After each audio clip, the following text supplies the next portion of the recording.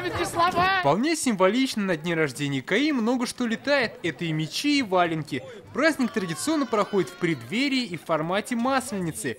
На площади танцы и состязания со сцены, песни и поздравления. КАИ молодой, задорный, энергичный, полон планов, полон надей.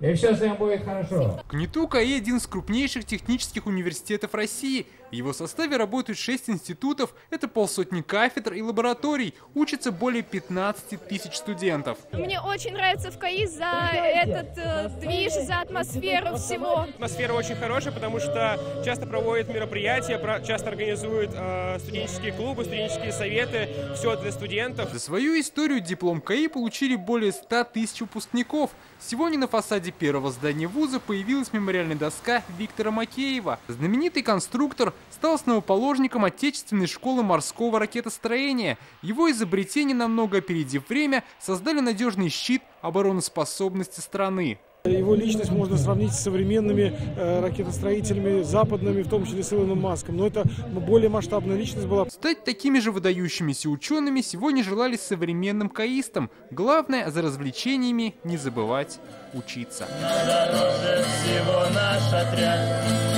чья история в наших руках. Дмитрий Айрин, Рамзиль Гарипов, ТНВ, Казань. Закажи рекламу на ТНВ. Телефон в Казани 5 705 100.